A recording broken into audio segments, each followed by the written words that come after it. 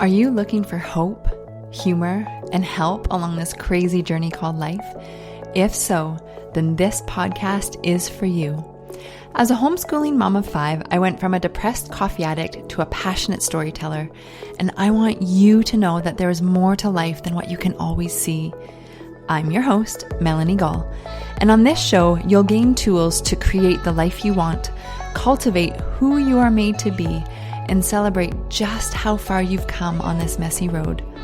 I praise the Lord that He isn't done with any of us yet, and the truth is, because of Him, we are sustained in the middle. My heart was encased with a throbbing ache. It was beating 100 miles an hour. My face got flushed and I laughed out of embarrassment. Oh, I had been here before. My mind was whirling, my eyes were darting, I wanted to hide. Who could I blame? No one but myself. Deep shame overcame me. You see, this weekend, I wanted to be seen at the back of 100 people for a picture. So I stood on a chair. I took off my shoes so I wouldn't get the chair dirty, and I stood up trying to figure out the best position. And within 2 seconds, she yelled at me. In public. Twice. Heads turned with eyebrows raised. No one else said anything as I fumbled to get down from the chair, not sure if I should utter an excuse for being up there or just sit down and shut up. So I did what I always do. I froze. I was stuck. I didn't know what to do. Trauma response, boom. After 32 years since the initial incident happened, I still did it.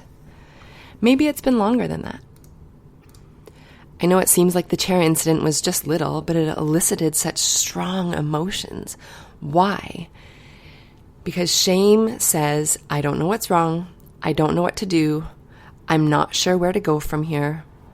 I must be bad. Curt Thompson says it like this, but beyond this, and even more important, my problem is not just what I'm sensing, but that I do not feel adequate to respond to it. I perceive, beginning at the non-conscious levels of awareness, that I do not have what it takes to tolerate what I feel. I'm not just sad, angry, or lonely, but ultimately these feelings rest on the bedrock, get this, that I am alone with what I feel, and no one is coming to my aid. Shame undergirds other affective states because of its relationship to being left. And to be abandoned ultimately is to be in hell. This terror of being alone drives my shame-based behavior and ironically takes me to the very place I most fear going, to the hell of absolute isolation. That's from Dr. Curt Thompson in The Soul of Shame, his book. You know, it's been said that as a Christian, all the good things and feelings that we experience on this current earth are just a shadow of the beautiful heaven to come. And all the bad things on this earth are the closest that we will ever get to hell. Well, praise Jesus for that. Curt Thompson goes on to say that researchers have described shame as a feeling that is deeply associated with a person's sense of self, apart from any interactions with others.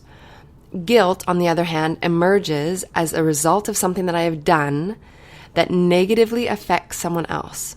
So to put it simply, guilt is something that I feel because I've done something bad. Shame is something that I feel because I am bad. When we choose to enter into the thinking that I am wrong, it goes against everything that Jesus says we are. It was always our sin that was wrong. When He made us back in the garden in Genesis, He looked at us and said, very good. We are very good. When we are in Jesus, the King of the universe, He sees us as His children, which makes us royalty. Psalm 132:18 says, I will clothe His enemies with shame, but His head will be adorned with a radiant crown. Isn't that so beautiful? Curt goes on to say that to this God whom we met in Jesus, we must direct our attention if we are to know the healing of our shame. We must literally look to Jesus in embodied ways in order to know how being loved in community brings shame to its knees and lifts us up into acts of goodness and beauty. Friends, we were made for beauty.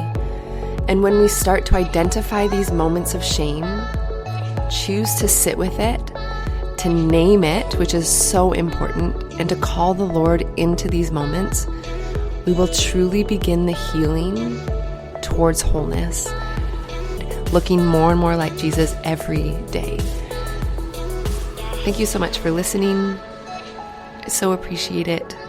I'll chat with you again.